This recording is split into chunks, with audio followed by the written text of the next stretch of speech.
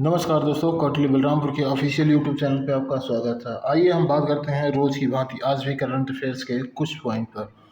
तो देखते हैं, पहला पॉइंट है डाउन स्ट्रीम पेट्रोकेमिकल कॉम्प्लेक्स और रिफाइनरी विस्तार परियोजना की आधारशिला किस राज्य में रखी गई है। आपके पास ऑप्शन है महाराष्ट्र, मध्य प्रदेश, गुजरात, राजस्थान।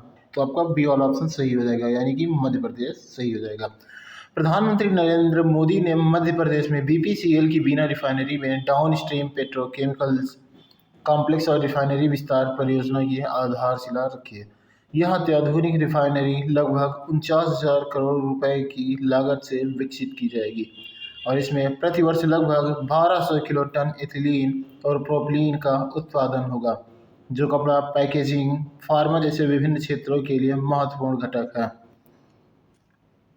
अगला देखते हैं, प्रधानमंत्री नरेंद्र मोदी ने किस राज्य केंद्र शासित प्रदेश में यशोभूमि कन्वेंशन सेंटर का उद्घाटन किया है। आपके पास ऑप्शन है महाराष्ट्र, नई दिल्ली, उत्तर प्रदेश, गुजरात।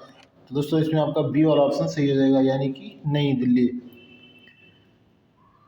प्रधानमंत्री नरेंद्र मोदी ने दिल्ली के द्वारका में India international convention and expo centre के पहले चरण को चिन्हित करते हुए यशोभूमि कन्वेंशन सेंटर का उद्घाटन किया। 73,000 वर्ग मीटर से अधिक क्षेत्र में फैले यशोभूमि में दुनिया की सबसे बड़ी माइस मीटिंग्स, इंसेंटिव्स, कॉन्फ्रेंस और प्रदर्शनी सुविधाएं और देश का सबसे बड़ा एलईडी मीडिया मुखौटा है। 11,000 प्रतिनिधियों की क्षमता के साथ यशोभूमि को अपने पर्यावरण के अनुकूल डिजाइन के लिए ग्रीन सिटीज प्लेटिनम प्रमाणन प्राप्त हुआ है। फिर अगला देखते हैं,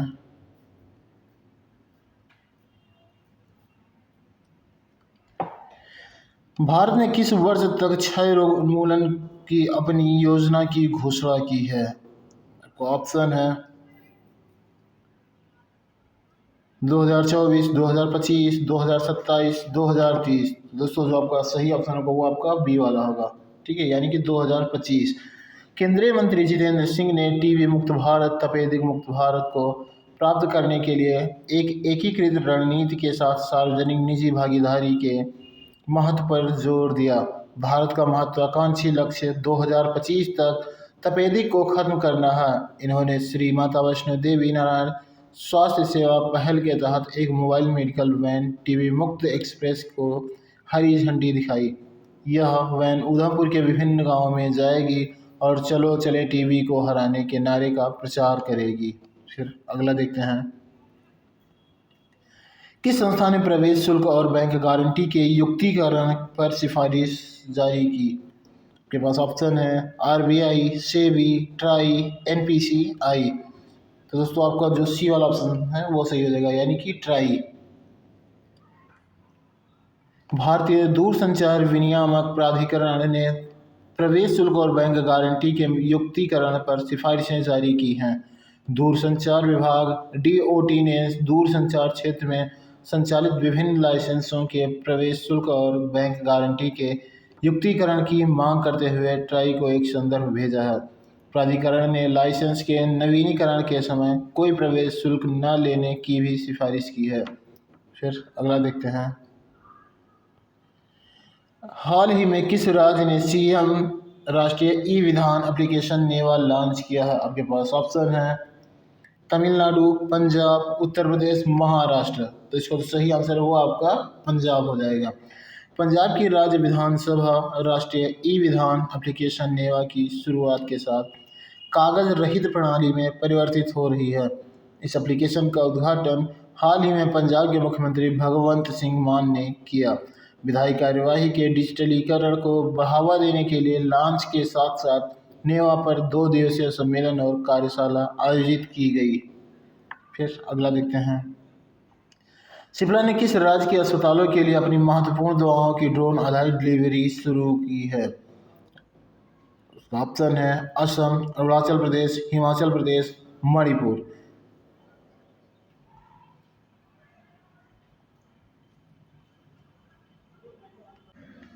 तो इसका जो सही ऑप्शन है वो आपका सी ऑप्शन सही हो जाएगा, हिमाचल प्रदेश।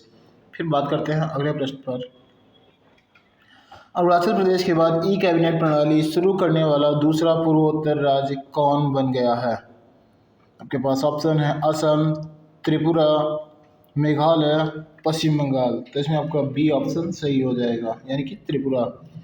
त्रिपुरा के मुख्यमंत्री माणिक साहा ने राज्य में डिजिटल बुनियादी ढांचे को विकसित करने के लिए राज्य सचिवालय में ई कैबिनेट प्रणाली शुरू की है। इस तरह त्रिपुरा, उत्तराखंड, उत्तर प्रदेश और अरुणाचल प्रदेश के बाद चौथा और पूर्वोत्तर में दूसरा राज्य बन गया है जिसने ई कैबिनेट प्रणाली शुरू की है। ठीक है, फिर अगला देखते हैं। हाल ही में किस भारतीय राज्य केंद्र शासित प्रदेश ने कोनो कार्पस पौधे पर प्रतिबंध लगा दिया है? आपके पास ऑप्शन है गुजरात, गोवा, केरल, उत्तराखंड। तो इसका आपका गुजरात यानी कि ए ऑप्शन सही हो जाएगा।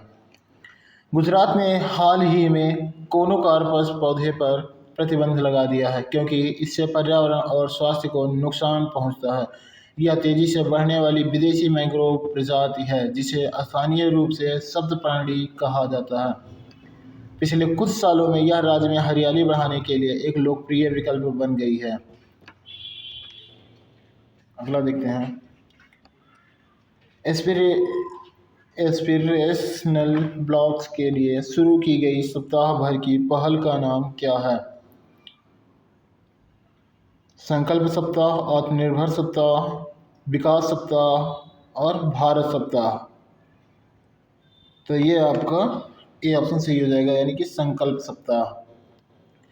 प्रधानमंत्री ने आकांक्षी ब्लॉकों के लिए संकल्प सप्ताह नामक एक विशेष सप्ताह भर चलने वाली पहल का उद्घाटन किया है। संकल्प सप्ताह देश भर के 329 जिलों में स्थित सभी 500 आकांक्षी ब्लॉकों में मनाया जाएगा। इस कार्यक्रम के दौरान आकांक्षी जिला कार्यक्रम के 5वें वर्ष का भी जश्न मनाया जाएगा। अगला देखते हैं। किस केंद्रीय मंत्रालय ने जेल आगंतुकों के लिए आधार प्रमाणीकरण अनिवार्य कर दिया है? आपके पास ऑप्शन है रक्षा मंत्रालय, गृह मंत्रालय, विदेश मंत्रालय और वित्त मंत्रालय। तो इसमें आपका बी ऑप्शन सही हो जाएगा, यानी कि गृह मंत्रालय, ये आपका सही हो जाएगा। ठीक है, हाल ही में गृह मंत्रालय ने एक सूचना जारी की है जिसके तहत देश भर के जेल अधिकारियों को कैदियों से मिलने आने वाली सभी आगंतुकों के लिए स्वैच्छिक रूप से आधार प्रमाणीकरण करने की अनुमति दी गई है ताकि उनकी पृष्ठभूमि का सत्यापन किया जा सके। मंत्रालय ने जेल के कैदियों से मिलने आने वाले आगंतुकों के पिछले इतिहास को सत्यापित करने के लिए एक अधिसूचना जारी की है। दोस्तों, आज के लिए इतना ही, आगे का फिर मिलते हैं कल। धन्यवाद।